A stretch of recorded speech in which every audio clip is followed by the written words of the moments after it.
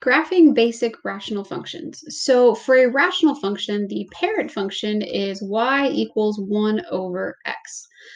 We call this function a hyperbola.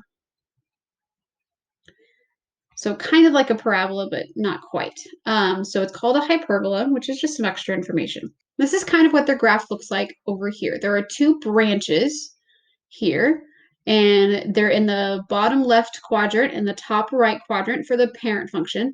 And there's two asymptotes. So first of all, before we get to domain and range, what an asymptote is an asymptote is a boundary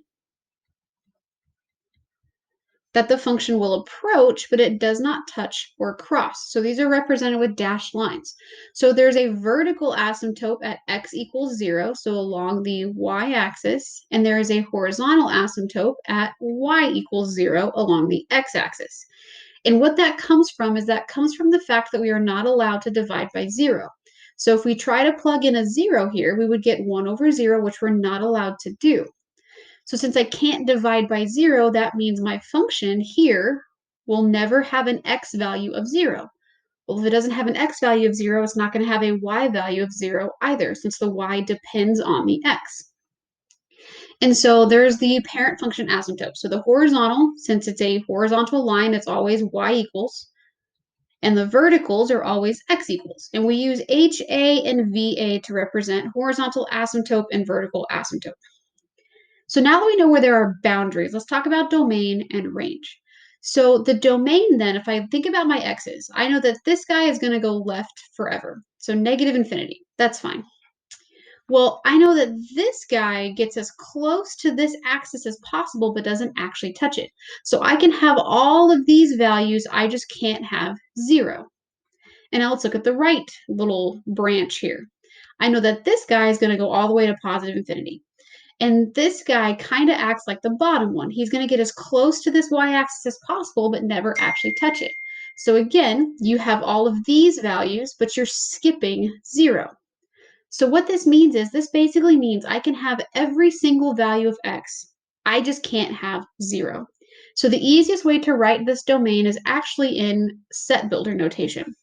So it's the set of x's such that x is an element of the all real numbers, but x is not allowed to equal 0. So I can have every single number except for 0.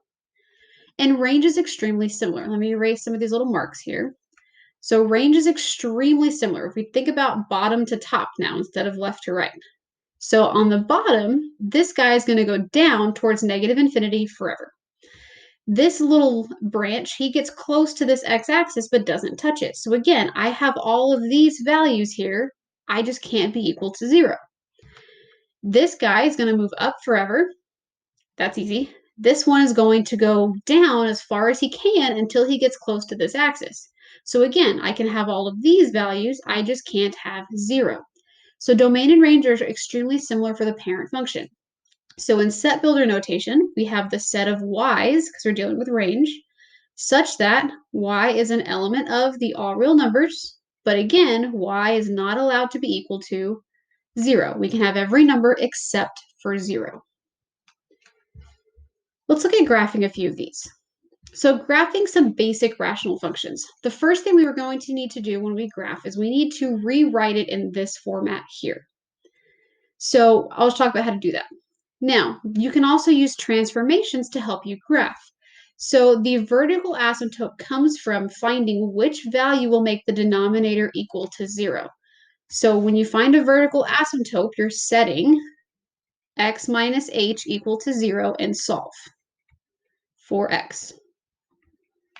The horizontal asymptote is this k value right here, and it's exactly the same.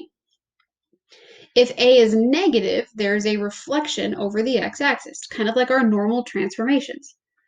So h controls your shift left or right, k controls the up or down, and a is the reflect or not over the x-axis. So let's go ahead and get started with example number 1. For example 1, it says graph the rational function g of x equals 3x plus 5 over x plus 1. So first, we need to rewrite it in this form so that I can use transformations in order to graph this. To do that, we're going to use synthetic division. So remember, synthetic division is upside down. The numerator goes on the inside, so just the coefficients, so 3 and 5. And this is on the outside with the opposite sign. So instead of a positive one, we're going to put -1 out here. So when we do the synthetic division, we're going to drop down the 3, and we're going to multiply the outside numbers. So -1 times 3 is -3, and these guys add together. 5 plus -3 is 2. And that's it for synthetic division. These are usually really short. So this here is the remainder. And since I only have one number, this is the constant. There is no x's on this one because I don't have another number out here on the left. So normally we would write this as 3 and then add the remainder over what we divided by. But that's a little backwards from how we're used to seeing it here. So let's flip this guy around. So what this really turns into is y equals 2 over x plus 1 plus 3. So here is the correct form that we are going to use in order to graph this. So now that we have it in the transformation format, let's describe our transformations.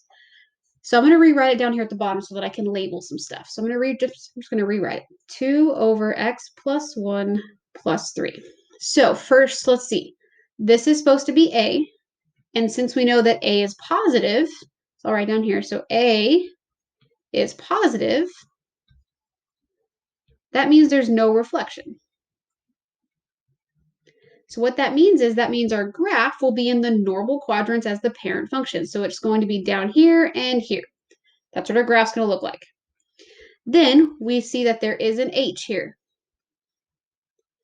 So this tells us that we will shift left, because it's always backwards, h is backwards, shift left 1, which basically tells us that our vertical asymptote, instead of being at x equals 0, it's going to be at x equals -1, because we're moving left 1. The parent function should be at 0, but moving left 1 creates a vertical asymptote at x equals -1. And then finally, we have a k value here. So this tells us to shift up 3. And this tells us that our horizontal asymptote is really at y equals 3. It should be at 0 with the parent function, but the plus 3 shifts it up 3 times. So let's go ahead and sketch now that we have all of our information. And it's just a sketch. It's not going to be exact because I don't know exactly where my little branches are going to be. So here's my horizontal asymptote shifted up 3. It should be at 0, 0, or a y value of 0, but we're going to move it up 3 times. Our shift left messes with the vertical asymptote. So it should be at 0, but we're shifting left 1. So our vertical asymptote is now here at -1. And then our branches are going to be in the same place as the parent because there is no reflection. So it's going to be on the bottom left and the top right. Make sure you sketch them as they get close to the axis. And also, just for some practice, let's go ahead and add domain in here. Let's go ahead and add domain and range. Domain and range. So the domain then is all the x's such that x is an element of the all real numbers, so basically every number possible. But x is not allowed to be, well, where is your vertical asymptote? My vertical asymptote is right here, so that means my graph will never touch that x value. So I can be every single x value except for -1. There's the domain. Now for range, it's going to be very similar. So all the y's such that y is an element of the all real numbers. But again, y is not allowed to be wherever the asymptote is. So here's the asymptote, and that has a y value of 3. So that means I can have every single y value, but not 3. So there's our domain and range. Take a look at number 2. And I want you to try step 1 on your own. So pause the video, try step 1, and try to rewrite it in the form of a over x minus h plus k. And here's what you should have had for your transformation form. Now, pause the video, see if you can do number 2. See if you can describe the transformations based on the values of a, h, and k in this format here. Pause the video and try it out. And here's what you should have had for your transformations. Because a is negative, it is a reflection over the x-axis, so your branches are going to be in opposite places. It's actually in the top left and the bottom right. The x plus 4 means a shift left 4 because the h is always opposite. And so your vertical asymptote is now at x equals negative 4. Plus 2 is your k value, so it shifts up 2. So that moves your horizontal asymptote to a y value of positive 2. So again, pause the video, see if you can sketch the graph on your own. And here's the domain and range. So remember that domain is the vertical asymptotes. So domain is controlled by vertical asymptotes, range is controlled by horizontal asymptotes. So that's why its x can't be negative 4, because that's the only x value you're not allowed to have. And y can't be 2, because that's the only y value you're not allowed to have. For this last one, I want you to try to pause the video and do this last example completely on your own from start to finish. Now notice there's no step 1, step 2, so you're going to have to make that yourself. So pause the video and try this last example from start to finish. Graph it and describe the transformations. And here's what you should have had for your final example, number 3.